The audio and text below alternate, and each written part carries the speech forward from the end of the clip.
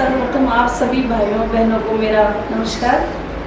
आपने पूछा कि योग कितना ज़रूरी है हमारी ज़िंदगी में। ऐसा है कि आजकल की जो जीवन शैली है, हम सभी देखते हैं कि सुबह शाम बस दौड़ भाग रहती है। हमें अपने शारीरिक जो चीज़ों के लिए समय नहीं मिलता है, और जैसे जैसे समय और उम्र बढ़ती है वैसे वैसे कई रोग हमें घेरते जाते हैं।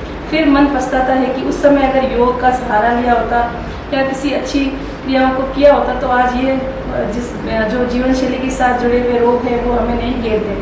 तो योग का बहुत ही महत्व होता है हमारे जीवन में।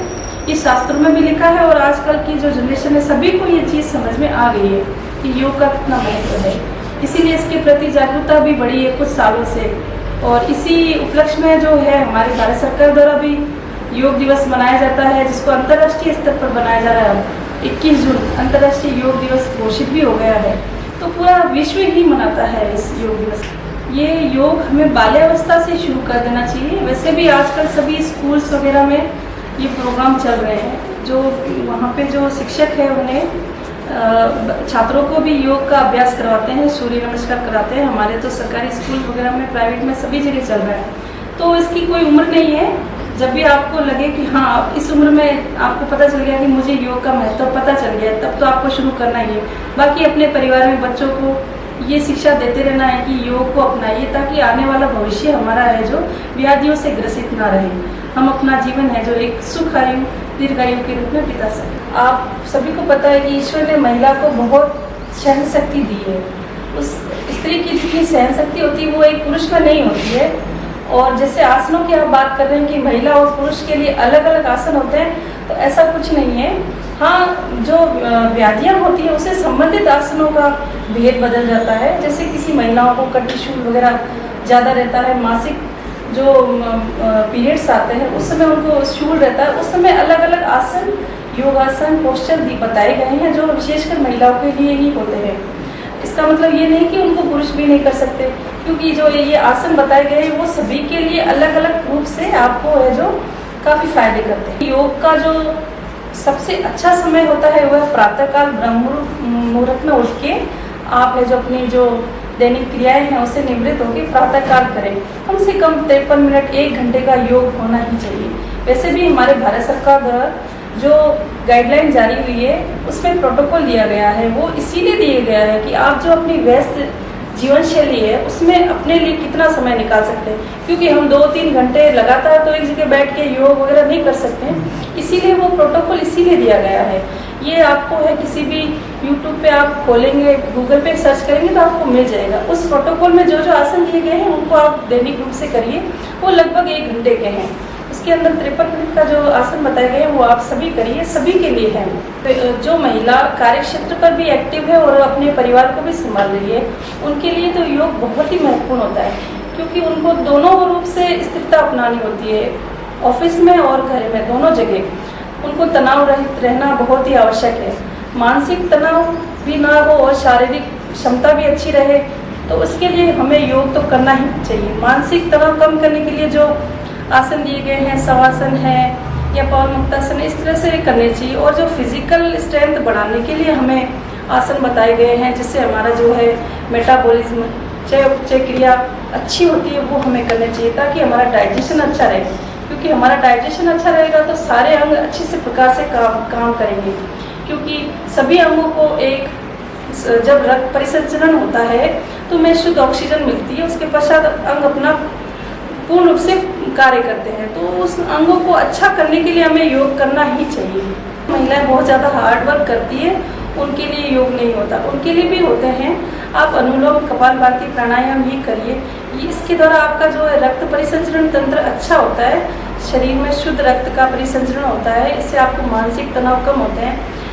हाँ ठीक है, आप जो फिजिकल वर्क, हार्ड वर्क कर रही है उसके लिए आप वो वाले आसन ना करिए जिससे आपके शरीर की क्षति होती है। आप वो आसन करिए जिससे आपको मानसिक तनाव भी कम हो और आपकी मानसिक संतुलित स्थिति भी अच्छी रहे। योग तो हम गर्भावस्था के दौरान भी बताते हैं, फर्स्ट ट्राइमेस्टर में नहीं कहते, लेकिन तीसरा महीना पूर्ण होने के पश्चात ऐसे कई आसन हैं जिसके द्वारा प्रसव पीड़ा भी कम होती है। जैसे आप तितली आसन है उसको कीजिए, पर्वतासन कीजिए आप, और नौकासन कीजिए। इसके द्वारा आपकी जो प्रसव के समय होने वाली जो पीड़ा है उसका समय कम हो जाता है। आपके गर्भाशय की जो मांसपेशियाँ होती है वो मजबूत होती है।